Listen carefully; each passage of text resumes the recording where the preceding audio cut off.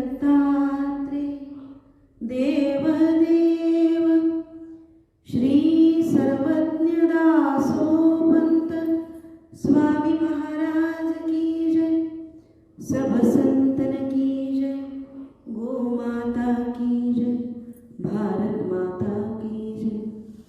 सद्गुरु आनंद स्वामी महाराज की जय। आर्य सनातन वैदिक हिंदू धर्म की जय। श्री दत्त, सोम आणि दुर्वास। दासोपंत म्हणतात, पुराणांनी ही 3 अवतरणे जरी आम्हाला सांगितली असली तरी एकूण एक, परंतु दत्तूची तोची ईश्वर अवतरला। आणि मग ते या अवतारांचे वेगवेगळे रूप आम्हाला दासोपंत सांगतात। ऐसा अत्रीचा नंदनो दत्तू कालाग्निशमनो, अनसुयेचा पै प्राणो दिव्यतनु कुमरू। आणि अशा प्रकारे एक रूप झाल्यानंतर दुसरं रूप कसं प्रकट केलं आणि त्याचं कार्यकारण भाव काय याचं जर इथे विस्ताराने विश्लेषण आलेलं नसलं तरी सुद्धा एकूणच या संपूर्ण स्वरूप निष्ठेवर दासोपंतांनी इथे भाष्य केले। दासोपंत सगुण रूपासाठी ही पूजा मांडतायत आणि म्हणून हे 16 अवतार, श्री दत्तात्रेयाचे 16 अवतार आम्हाला दासोपंतांनी या ठिकाणी सांगितले। कालाग्निशमनो असं त्यांनी म्हटलंय। पुढे म्हणतात, योगी जना वल्लभ तोची पूजा घेऊनी देवांची, ओळखी दावी निज रूपाची, पुरवी सुरांची वासना। चतुर्दशीचा अवतार आहे तो कालाग्निशमन असं म्हणाले ते। योगीजन वल्लभाचा जो अवतार आहे तो देवांच्या दर्शनाच्या इच्छेसाठी पौर्णिमेचा, आणि मग तोही झाकून पुढे तो लीला विश्वंभर होतो। अगदी 8 वर्षाचा हा कुमार आहे, क्रीडा करतोय। त्यानंतर सिद्धराज रूप त्यानं धारण केलं। या सिद्धराज रूपामध्ये नाना सिद्धी त्याला प्राप्त झालेल्या आहेत, त्यांनी साधना केलेली आहे आणि विविध सिद्धी त्याच्या दासी झालेल्या आहेत। सिद्धिदासी त्याच्या कळा दाखवी सिद्धीच्या, नाना कर्मक्रियेच्या अनिर्वाच्य ज्या शक्ती, अशा प्रकारच्या ज्या शक्ती आहेत, ज्या तपस्येनं साधनेनं या अवतारामध्ये दत्तात्रेयांनी मिळवलेले आहेत, ते सिद्धराज रूप आहे। सिद्धराज रूपे तेणे अमित्य केली आचरणे, सिद्धमीच एकू येणे अभिमाने शोभला। आणि खरोखरच नाना सिद्धी प्राप्त केलेला, खरोखर अभिमानास प्राप्त असलेला असा हा त्याचा कार्यकारण सिद्धीचा भाव दासोपंतांनी इथे सांगितला। आणि मग तेही रूप त्यांनी आच्छादून घेतलं दत्तात्रेयांनी, आणि ते पुढे वर्णन करतात, ज्ञानसागर रूप धरुनी नाना सिद्धी ते खंडुनी, ठेवी ज्ञानी श्रेष्ठता। या रूपाच्या नंतर सिद्धराजाच्या नंतर दासोपंत सांगतात, ज्ञानसागर रूपाचा त्यांनी अवधारण केलेले, धारणा केलेली। आणि या ज्ञानसागर रूपामध्ये मग ते अधिकारा आणले, सकळ शिष्य सिद्ध केले, शुद्ध ज्ञान प्रकाशिले, मुक्त केले तेणे रूपे। आपल्या सगळ्या भक्तांना, आपल्या शिष्यांना ज्ञान देऊन त्यांना प्रकाशित करण्याचं काम दत्तात्रेयाच्या या ज्ञानसागर अवताराने केले। आणि नुसतं ज्ञान देऊन प्रकाशित करणेच नव्हे, तर त्यांना पुढे मुक्त करणे ही जबाबदारी ज्ञानसागर अवतारामध्ये दत्तात्रेय पार पाडत आहेत। पुढे ते असं म्हणतात, जे निजज्ञान प्रगटले, सिद्ध केले साधक, तेणे रूपे जे कळे ते नवच प्रकाशले। त्याच्या रूपातून हे सगळं ज्ञान प्रकाशित झालं आणि आत्मज्ञान प्रगटलं, आणि सगळे जे साधक आहेत या साधकांना दत्तात्रेयाच्या ज्ञानसागर अवताराच्या रूपाने सिद्ध केलेले, तेही रूप आच्छादनी, तेही रूप आच्छादून घेतलंय, तेही रूप त्याच्यावरती पडदा पडलाय आणि नवीन रूप कोणतं आहे ते? विश्वंभर रूप धरुणी सिद्धा जाणवी निदान मी स्वस्थानी परमात्मा. विराट रूप, विश्वंभर रूप, संपूर्ण विश्वाचं रूप दत्तात्रेयांनी धारण केलेले आहे. इच्छा मात्रे विण साधने मोक्ष देजो विमळ ज्ञाने व्यापक रूप त्या कारणे दावी जाण नयनी.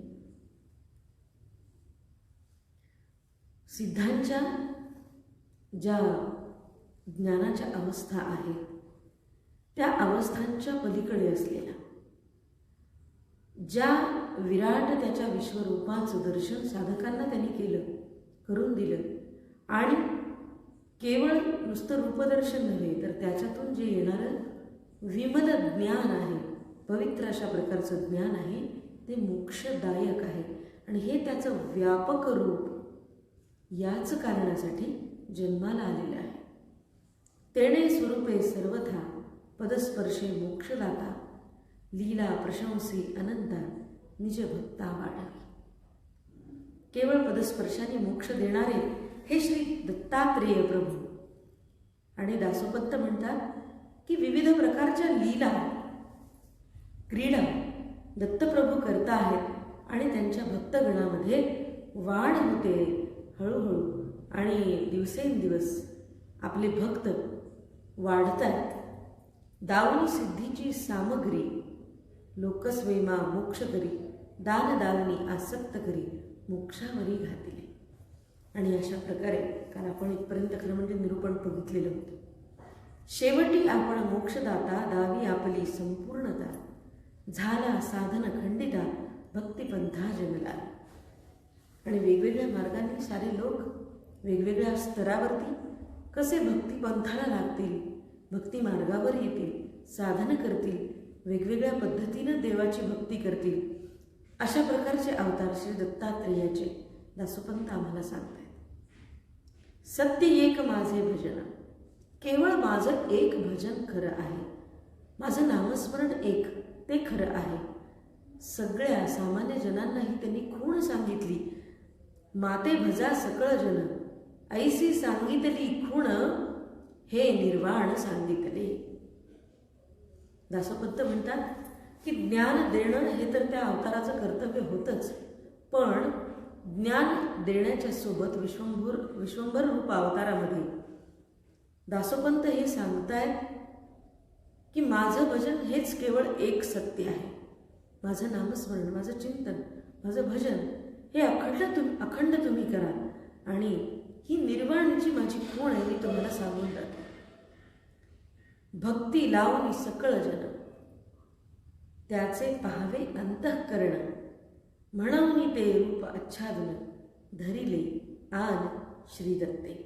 आणि श्रीदत्तांनी सगळ्या जनांसाठी, सामान्य जनांसाठी, दत्तभक्तांसाठी ही भक्ती यात्रा, भक्तीचा प्रवाह, भक्ती योगाचा मार्ग आम्हाला निर्वाणेने सांगितला. आणि ते असं म्हणतात की केवळ भक्ती करणाऱ्याचं अंतःकरण हे जास्त महत्त्वाचं आहे. फक्त त्याचं मन बघावं, त्याचं अंतःकरण बघावं, त्याचे पाहावे अंतःकरण म्हणून ते रूप आच्छादन धरिले आन श्रीदत्ते. मायामुक्त अवधूत भक्ता घरी भिक्षा मागत द्वारी राहिला तटस्थ अतिविरक्त मागता. मायामुक्त अवतारामध्ये भक्ताच्या घरी, भक्ताच्या दारामध्ये हा भिक्षा मागत उभा आहे. आणि तेणे रूपे अनंत खेळ भक्त तारिले सकळ. आणि असे तू अनेक रूप धारण करतोस, सगळ्या भक्तांना तू तारतोस, खेळ करतोस. आत्मप्रेम सीळ पाठी सकळ लागले. अतिशय प्रेमळ असलेला निज वस्तूवर, ती निज वस्तू कोणती आहे तर आत्मचैतन्य, याच्यावरती प्रेम करणाऱ्या सगळ्या भक्तांच्या पाठीशी तू उभा आहेस. मग ते रूप आच्छादने, आता हेही रूप त्यांनी लोप पावलेले आणि पुढे मायायुक्त रूप धरुनी भक्ती सांडवी दाटुनी पाहे मनी निश्चय. मायामुक्त अवतारातून दासोपंत मायायुक्त अवताराचं संक्रमण कसं होत आहे ते सांगतायत. हा कसा आहे तर मद्यासक्तू दिगंबरू नग्न स्त्रियेचा अंगीकारू स्त्री लंपटू पाणीपात्रू अपवित्रू कुश्चिळ. ओंजळीनं पाणी पिणारा, अतिशय गलिच्छ घाणेरडा, रस्त्याने फिरणारा आणि स्त्रियांचा संग करणारा, मदिरेचं सेवन करणारा, स्त्री लंपट पाणीपात्रू असं म्हटले दासोपंतांनी इथे. आणि असा हा मायायुक्त अवतार दासोपंत म्हणतात दत्तात्रेयांनी धारण केला. पुढे जेणे नुपजे भाव भक्त ऐसा झाला रूप धरित पाहे निश्चयो प्रेमवंत ऐसे खेळ दत्ताचे. आपण म्हणतो ना, मनामध्ये जसा भाव असेल तसा त्याला देव पावतो. आणि तसंच दासोपंत इथे म्हणतात की पाहे निश्चयो प्रेमवंत ऐसे खेळ दत्ताचे. पण या प्रेमवंताचा निश्चय मनामध्ये काय आहे हे मात्र दत्तप्रभू बघतायत. आणि ते म्हणतात जेणे नुपजे भाव भक्त. ज्या भक्ताच्या मनामध्ये ज्या प्रकारची भावना, ज्या प्रकारचा भाव उत्पन्न होतो आहे, तसंच त्या भक्ताला दत्तात्रेयाच्या रूपाचं दर्शन इथे होत आहे.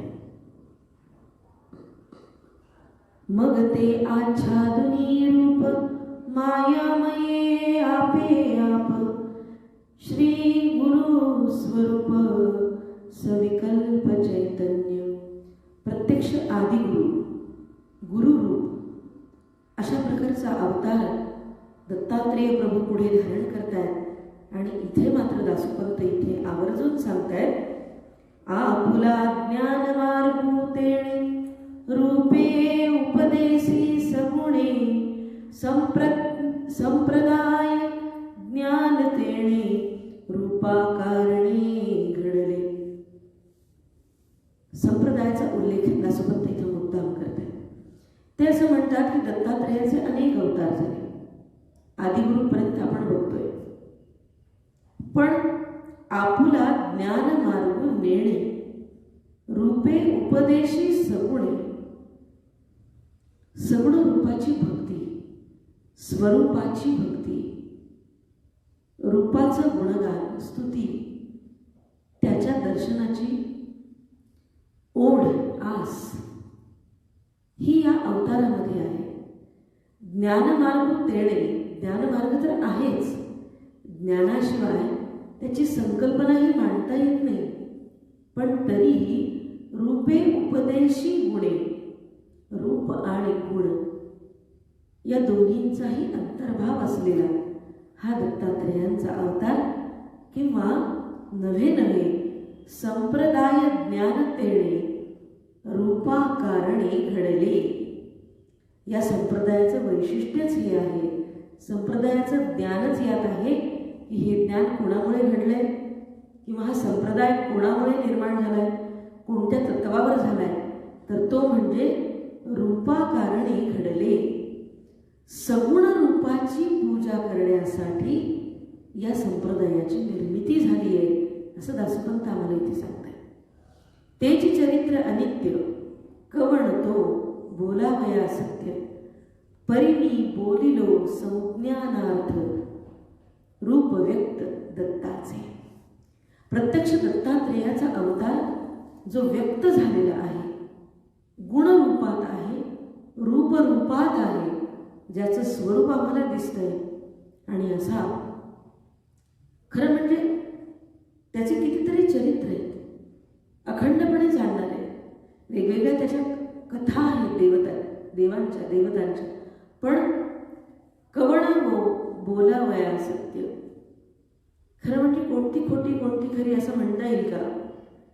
परिमी बोलिलो संज्ञानार्थ, माझी ती पात्रता नाही, मला तसं सांगता येणार नाही.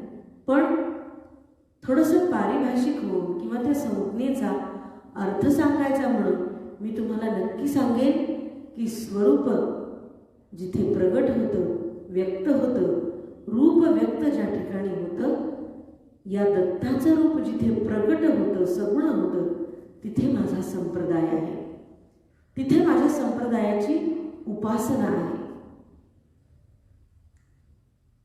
तेही रूप आच्छादून, तेही रूप आच्छादून घेतलेले आणि मग पुढे शिवरूप धारण केले. दावी शिवरूप सगुणी, भक्ता भाविका कारणी, ज्ञाते अज्ञाते सारिखे. शिवरूप अवतारामध्ये दासोपंत म्हणतात, सगळ्या भाविक भक्तांसाठी हा अवतार झालेला आहे. भोळ्या भक्तांसाठी झालेला आहे, सर्वसामान्य भक्तांसाठी झालेला आहे, उच्च पातळीवरच्या भक्तांसाठी झालेला आहे. आणि म्हणून शिवरूप अवतार हा जो आहे, या अवतारामध्ये ज्ञाते अज्ञाते सारिखे, जे अज्ञानी आहेत, जे ज्ञानी आहेत, अशांसाठी म्हणून काही वेगळी इथे व्यवस्था केलेली नाही. आणि म्हणून शिवरूप अवतार जेव्हा दत्तात्रेय प्रभूने धारण केला, तेव्हा जे गुण या प्रवाहात येऊन भक्ती करतायत, त्या सगळ्या भक्तांचं कल्याण करणे एवढं एकच इप्सित या अवतारामध्ये, शिवरूप अवतारामध्ये आहे. आणि म्हणून बघा, आजही दासोपंतांच्या देवघरी शिवरूपाची जी पिंड आहे, शिवरूप म्हणून जे स्थान, तीर्थस्थान अगदी देवघरातच छोटंसं आहे, ओळखलं जातं, ते जाज्वल्य आहे. किंवा बोललेलं तोंडातून आपण काही जर बोललो, नवस केला, त्याच्यापाशी काही कबूल केलं अगदी श्रद्धेनं, भक्तीनं, प्रेमळपणे, तर त्याची अनुभूती, त्याचा प्रत्यय आजवर अनेक भक्तांना झालेला आहे. आणि म्हणून शिवरूप या अवतारामध्ये दासोपंतांनी वर्णन केल्याप्रमाणे भक्ता भाविका कारणी, ज्ञाते अज्ञाते सारिखे.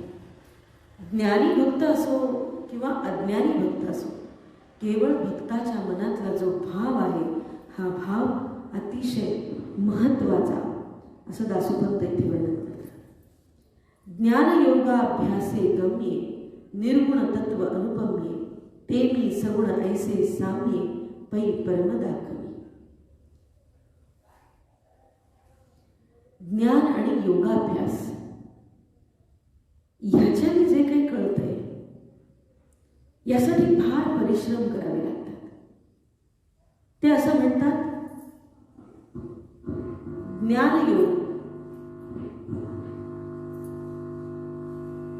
भक्तियोग हा इतका सोपा आहे,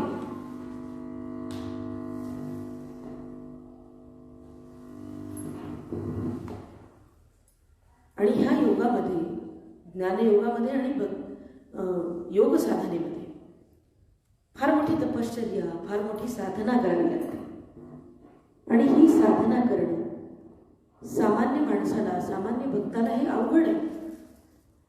आणि म्हणून दासोपंत इथे वर्णन करतात की निर्गुण तत्वाचं जे अनुपम्य ज्ञान आहे, हे ज्ञान ज्ञानयोगानं, योग साधनेनं त्याचं आकलन होईल, ते समजेलही, पण हे सगळ्यांना शक्य नाही. आणि म्हणून ते मी सगुण ऐसे साम्ये, पै परम दाखवे. जे ज्ञान ज्ञान साधनेनं, तपश्चर्येनं साध्य होण्यासारखं आहे, जे इतकं कठीण आहे, ते मी सगुण रूपामध्ये त्याच तत्वाचं, त्याच पातळीवरचं ते जे परमतत्व आहे, ते मी तुम्हाला सगुण तत्वामध्ये दाखवतो. पुढे असं म्हणतात ते, स्वसंप्रदायिक गम्य, स्वसंप्रदायिक गम्य वस्तू तेची तत्व मी समर्थो, ऐसे भक्ता दावितु दत्तू, तै अमित्ये पवाडे. आणि माझ्या संप्रदायिकांना, माझ्या भक्तांना, माझ्या शिष्यांना, दासोपंत असं म्हणतात की माझ्या संप्रदायिकांना ती जी वस्तू आहे, आत्मवस्तू आहे, ही आत्मवस्तू समजावी म्हणून, कळावी म्हणून, त्यांना त्याचं ज्ञान व्हावं म्हणून मी हेच तत्व समर्थपणे सगुण रूपामध्ये माझ्या भक्तांना दाखवीन. माझ्या सगुण रूपातील या माझ्या संप्रदायिकांना मी सगुण रूपातलं ते तत्व, निर्गुण रूपातलं तत्व सगुण रूपामध्ये प्रकट करून दाखवीन असा माझा विश्वास आहे, असं सामर्थ्य आहे. ऐसे दावनी निश्चित तेही आच्छादी समजतं. आणि दासोपंत वर्णन करतात की या अवतारामध्ये, शिवरूप अवतारामध्ये ज्ञानी अज्ञानी सगळ्यांना सारख्याच प्रमाणामध्ये हा शिवरूप अवतार शिष्य जर प्रेमाने भक्ती करत असेल तर सर्वांना मोक्ष प्रदान करतो आहे. आणि मग शिवरूप अवतार सुद्धा आच्छादून घेतलाय आणि देव देव रूप तेथ ते निभ्रांत प्रकाशी. हे रूप शिवरूपाचं आच्छादून घेतल्यानंतर देव देव रूप धारण केलेलं आहे. आणि याचं एक वेगळं वैशिष्ट्य, वेगळा विचार, वेगळेपण दासोपंत इथे मांडतायत. तेणे रूपे तो दत्तू आपुला भाव दृढवतो. देव देव रूपामध्ये हा जो प्रकट झालाय, या प्रकट झालेल्या श्री दत्ताने सगळ्या भक्तांच्या शिष्यांच्या मनामधला भक्तिभाव मात्र वृद्धिंगत केलेला आहे. अमूर्त म्हणून समर्थो काय करीतो असे पा. असं नाही की हा अमूर्त आहे तर याचं सामर्थ्य ते काय असेल, हा काय करणार आहे किंवा मूर्ती काय करेल. तर दासोपंत इथे विश्वास देत आहे की दत्त म्हणून प्रकटलेला, मनामध्ये प्रेम असलेला असा भक्त तो बघतो आहे.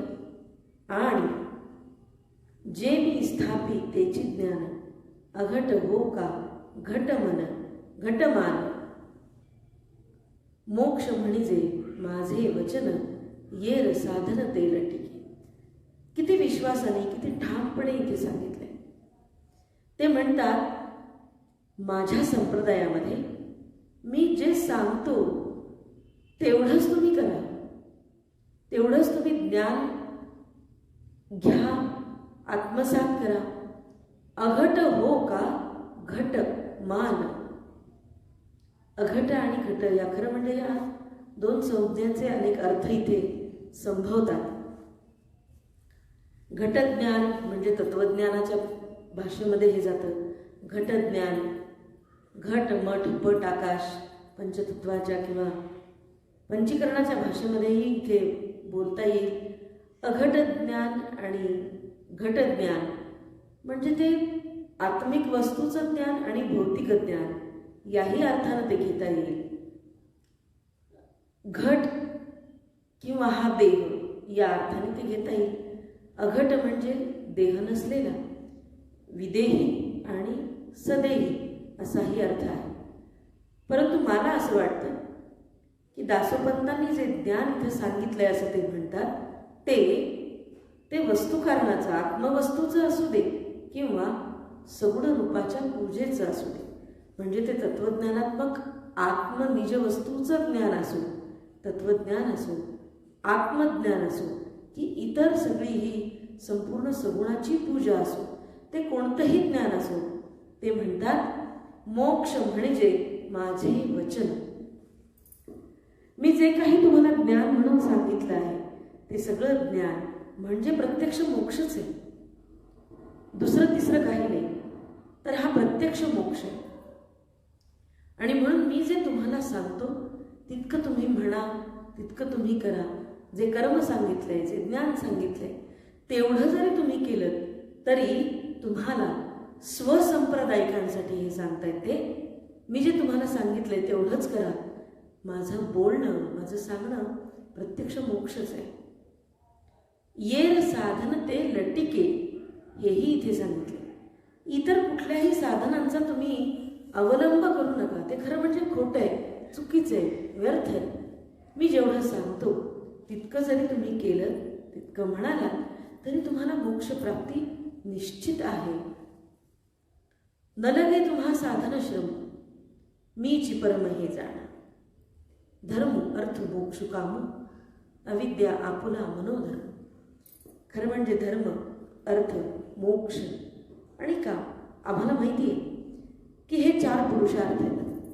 पण हे पुरुषार्थ प्राप्त करणं का अशक्य होतं बरं? प्रत्येकाला शक्य होत नाही ते.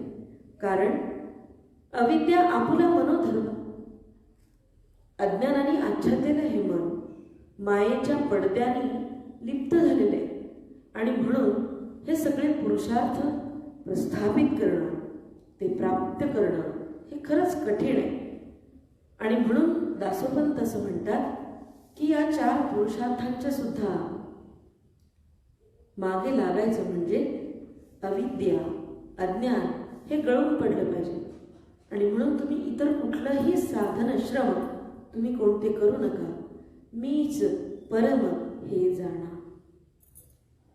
मीच प्रत्यक्ष परम आहे, परमात्मा आहे हे जाणून केवळ माझं भजन, माझ्या प्रती तुमचं प्रेम इतकंच या ठिकाणी अपेक्षित आहे.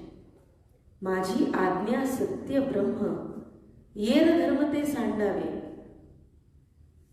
ते असं म्हणतात, माझी आज्ञा तुमते कर्म, माझी आज्ञा साधन वर्म, माझी आज्ञा सत्य ब्रह्म, येर धर्म सांडावे.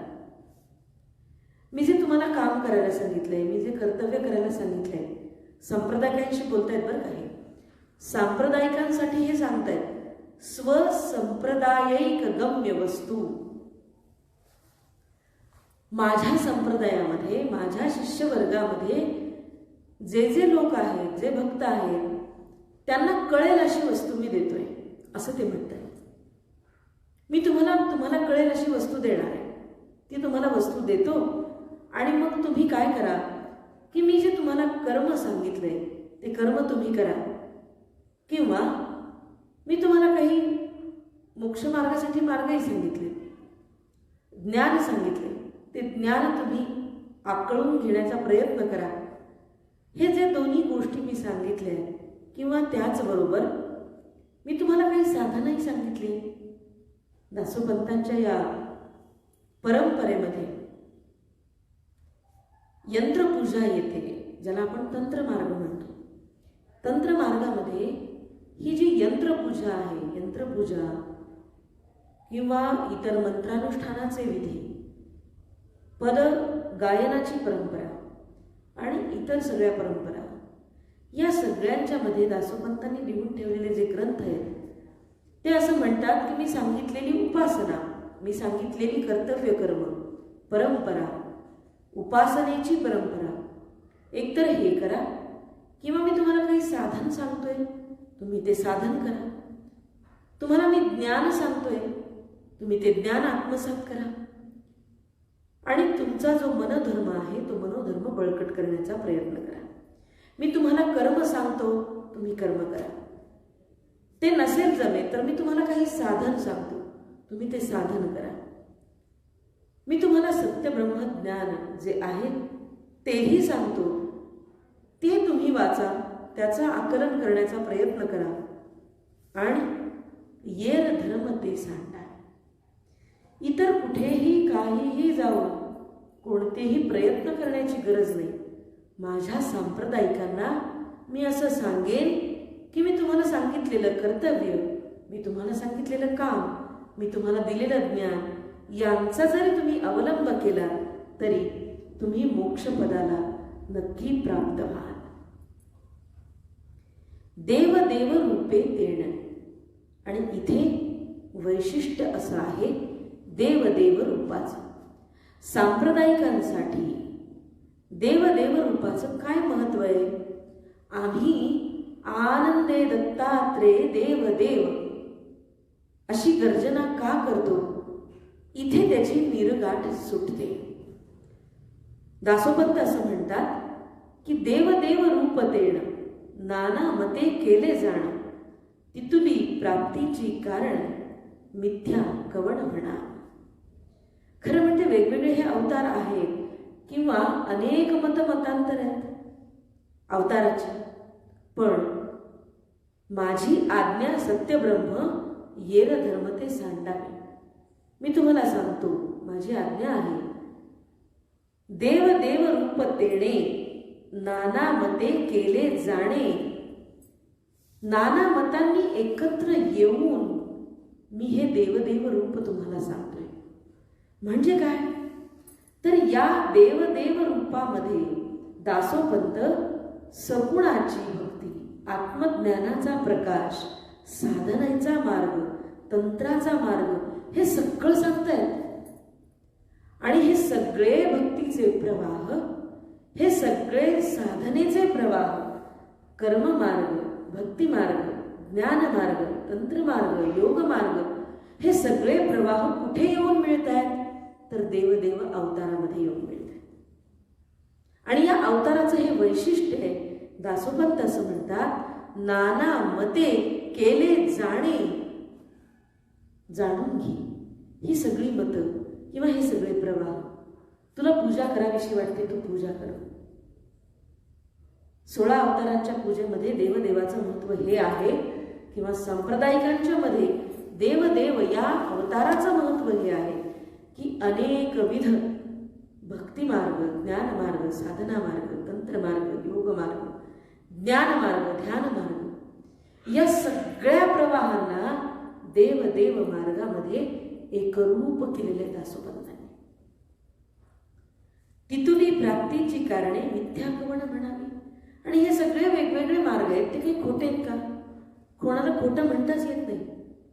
ज्याला जो मार्ग रुचला त्या मार्गावरती त्यानं जावं आणि मोक्षप्राप्ती पदरात पाडून घ्या. येथे वाक्याची प्रमाण होय पुरुषार्थ साधन, अनिर्वाच्य ते आचरण, सत्य जाण तो एक. आणि हे सगळं करणं हेच माझ्या मतानं पुरुषार्थाचं साधन आहे.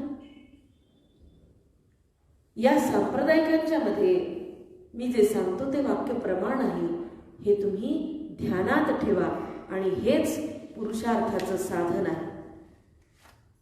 जे वाचन सांगता येत नाही, जे बोलता येत नाही, जे ब्रह्म आहे, अनिर्वाच्य ब्रह्म आहे, जे सत्य आहे, तो जो एकमेव सत्य ब्रह्म आहे, तो जो एक, तो या संप्रदायामध्ये तुम्हाला प्राप्त होऊ शकतो.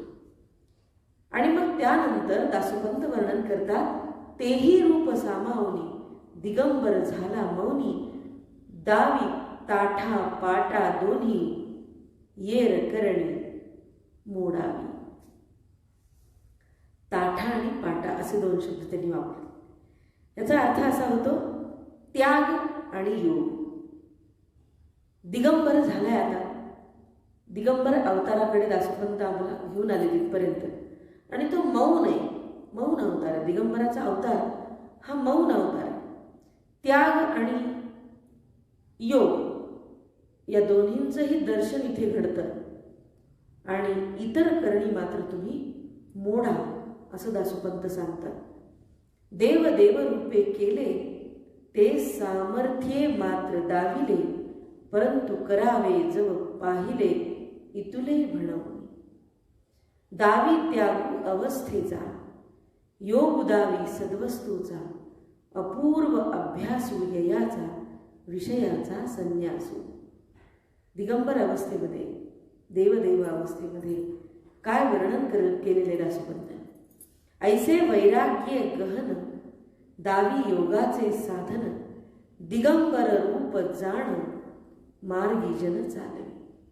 दिगंबर अवतारामध्ये विरक्ती आहे, विषयांचा संन्यास आहे आणि असं गहन वैराग्य प्राप्त करून या अवतारामध्ये योग धनाची मीमांसा, योग साधनाचं वर्णन, योग साधनाचं महत्त्व दासोपंतांनी या दिगंबर अवतारामध्ये आम्हाला सांगितलेले. तेणे दिगंबर रूपे नग्न पिशाच्य स्वरूपे, काये केले पै अमूपे ते कवणा पै बोलते. दिगंबर रूपामध्ये नग्न पिशाच्य स्वरूपे, काये केले पै अमूपे तै कवणा पै बोलते. आता तेही दिगंबर रूप त्यांनी आच्छादून घेतले आणि तेही आच्छादुनी पुढती धरिली एक उत्तम व्यक्ती श्याम रूप त्रिजगती कमळाकृती लोचने. आणि आता अभिव्यक्त होणारं, व्यक्तीला येणारं, व्यक्त होणारं, प्रकट होणारं जे रूप आहे ते आहे कृष्ण श्याम कमल नयन द्विभुज परमात्मा सगुण जो सर्वांचा जीव प्राण सनातन प्रगटला. कृष्ण श्याम कमल नयनाचा अवताराचं वर्णन दासोपंतांनी केले. द्विभुज परमात्मा सगुण, सर्वांचा असा जीव प्राण असलेला हा कृष्ण श्याम कमल नयन. मग स्वरूपे तेणे करून सांगे यथार्थ भावज्ञान यथार्थ दावी रूप सगुण यथार्थ भजन प्रकाश. आणि कृष्ण श्याम कमल नयन रूपामध्ये हा परमात्मा सगुण रूपानं आला आणि स्वरूप ज्ञान त्यानं प्रकट केलं. त्याचं भावज्ञान, भावार्थ, अवताराचा भावार्थ, कार्याचा भावार्थ, त्याचा सगुणाचा भावार्थ, रूप आणि यथार्थपणे त्यानं दर्शन देऊन भजन प्रकाशी, नामस्मरणाचं तेज, नामस्मरणाचं प्रबलन, नामस्मरणाचं बळ काय असतं ते या अवतारामध्ये दासोपंत सांगताय. तेणे रूपे केले ऐसे पुढती पुसणे नाही उरले जे तेणे प्रकाशले पुनरपि बोले बोलले. तेणे रूपे ऐसे केले, आणि तुझ्या या अशा रूपांनी असं काही करून टाकलंय, असं ज्ञान दिलंय, ज्ञानाचा प्रकाश दिलाय की पुढे काहीही तुला सांगण्याची, विचारण्याची गरजच भासणार नाही. आणि म्हणून पुन्हा पुन्हा पुनरपि बोले बोले तू दिलेलं हे सगळं संचित, सगळं ज्ञान, यामुळे या अवताराने दिलेलं सगळं हे ज्ञान त्याच्या तेजाने हे सारे भक्तगण आपसुकच प्रकाशित होतील. सगुणाची निर्गुणाची प्राप्ती हे तव दिसे आहाच युक्ती परंतु ते ज्ञाते जाणवी येरा अज्ञाना प्राप्ती नव्हे. एकाच ठिकाणी सगुण आणि निर्गुणाची प्राप्ती होण्याचं जर ठिकाण हवं असेल, त्याची जर युक्ती हवी असेल, ते नेमकं काय हे जर हवं असेल तर दासोपंत सांगतात तव दिसे आहाच युक्ती. ही इथेच आहे, ती माझ्या संप्रदायात आहे. सगुण आणि निर्गुण या दोघांचीही प्राप्ती तुला इथे होईल, परंतु ते ज्ञाते जाणती येरा अज्ञाना ते प्राप्ती नव्हे. जे खरोखर जाणते आहे, जे ज्ञानी आहेत, त्यांना हे नक्की कळेल की दासोपंतांच्या या संप्रदायामध्ये सगुण आणि निर्गुणाची प्राप्ती एका विशिष्ट पातळीवर, एका विशिष्ट उक्तीनं, विशिष्ट युक्तीनं मिळते आहे. तेणे रूपे जे जे केले ते ते कवणाते न कळे बाह्ये दृष्टी जन भुलले तया केली प्रगुप्त. तुझ्या रूपामुळे जी जी काही ही लीला झालेली आहे, जे जे काही हे खेळ झालेले आहेत, ते कुणाला कळतील बरं? ते ते कवणाते न कळे, सामान्यांना कळणार नाहीत ते. बाह्यदृष्टी जन भुलले तया केले प्रमुक्त.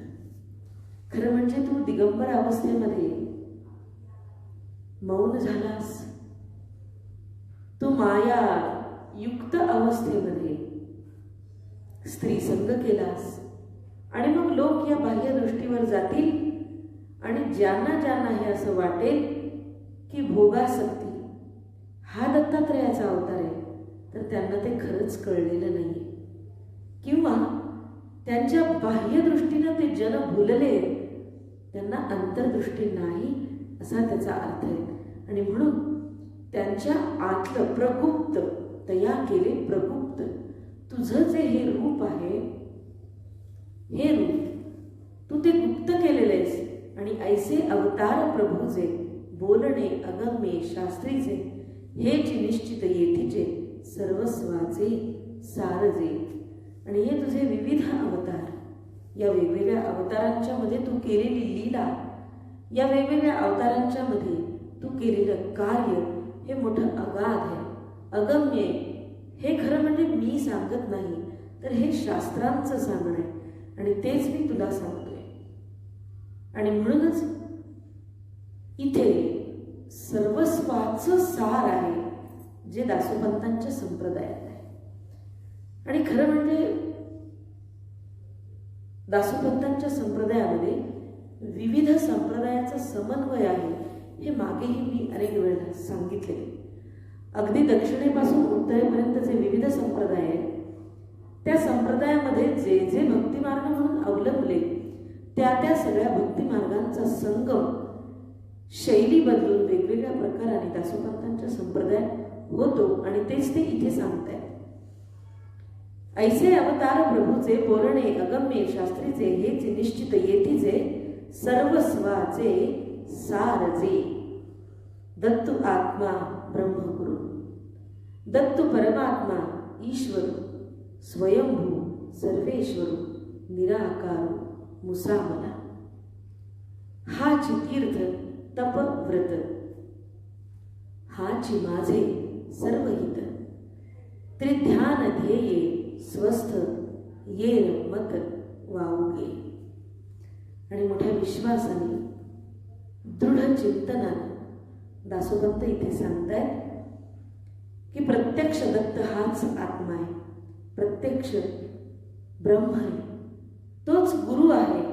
दत्त हाच परमात्मा ईश्वर आहे, तो स्वयंभू सर्वेश्वर आहे आणि तो निराकार निर्गुण सुद्धा तोच आहे.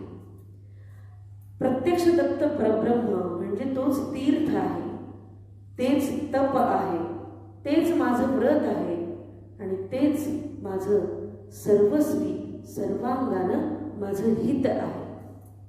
त्रिध्यान ध्येये, तीन गुणांचं हे जे ध्यान आहे, जे स्वस्थ एका ठाई झालंय तेच प्रत्यक्ष माझं दत्त परब्रह्म हे सारं तेच आहे.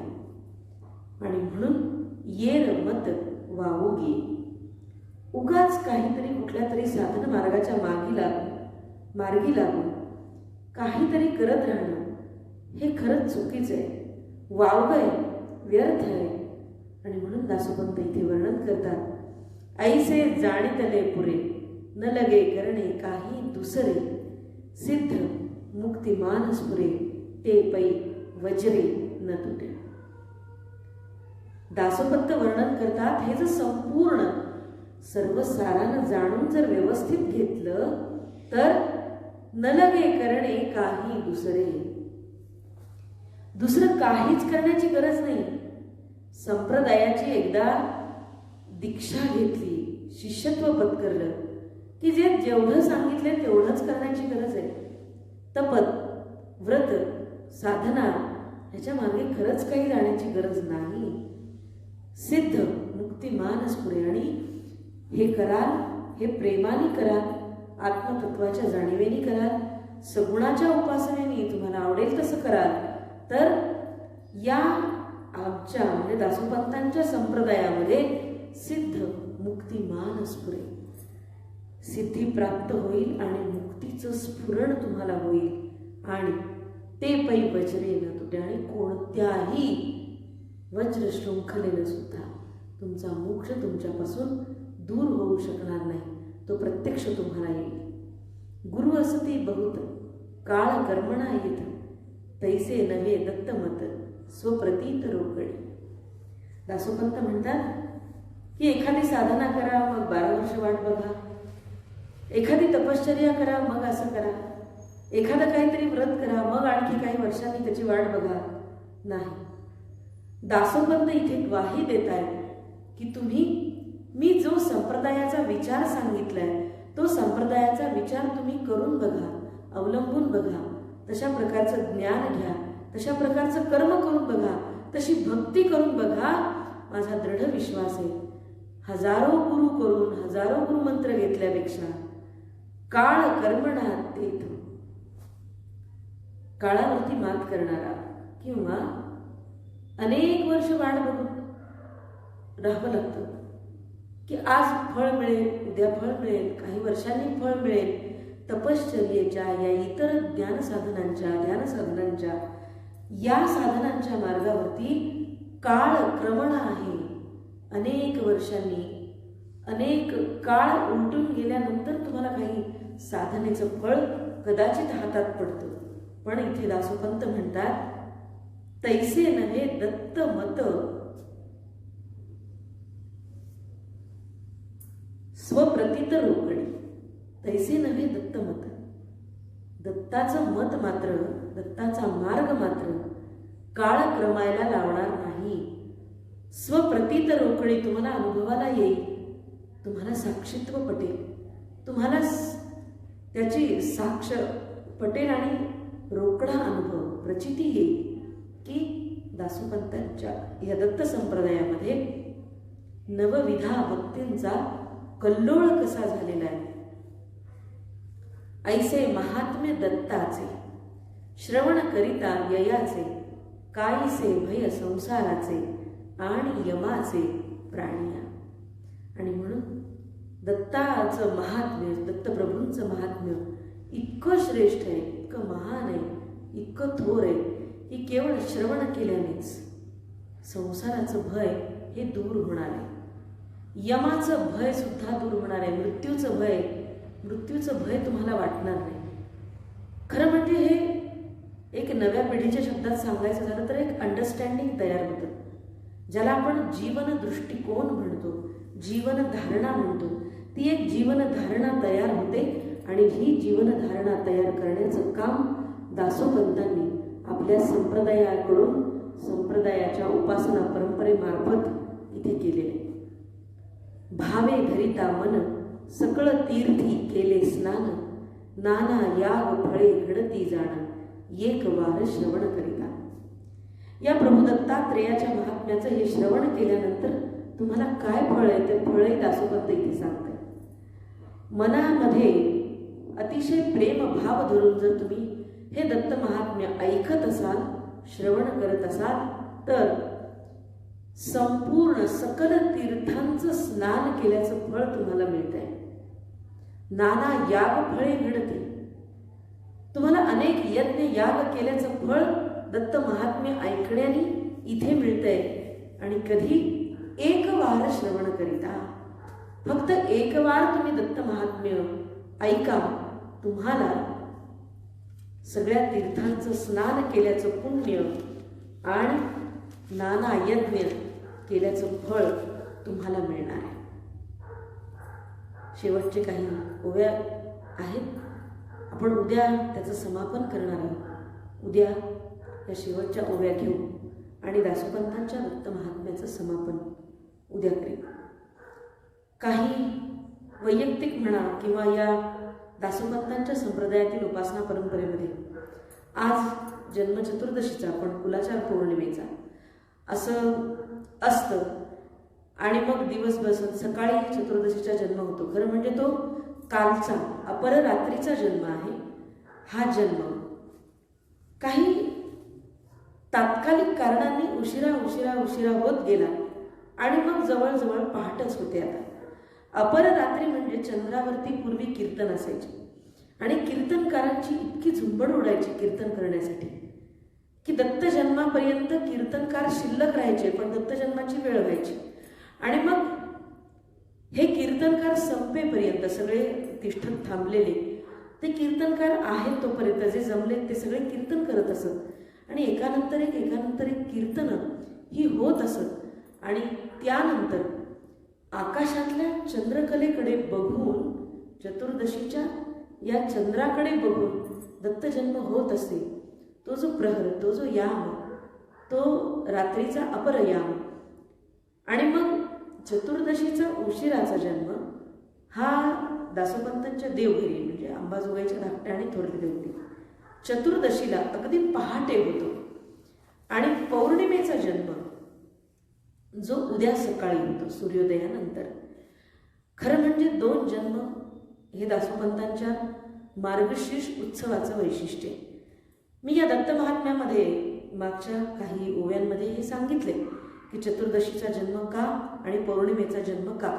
आपण मागचे भाग ऐकू शकाल त्यासाठी. तर उद्या या दत्त महात्म्याची सांगता मी करीन. आपण सर्वांनी जो सहयोग दिला त्याबद्दल मनस्वी आभार. उद्याची वेळही आजच्यासारखीच निश्चित नाही, त्यामुळे मी आज वेळ सांगणार नाही. आपण आपल्या वेळेप्रमाणे माझा हा शेवटचा भाग बघू शकता. धन्यवाद. आनंदे दत्तात्रे देवदेव श्री सर्वज्ञ दासोपंत स्वामी महाराज की जय. सब संतन की जय. गो माता की जय.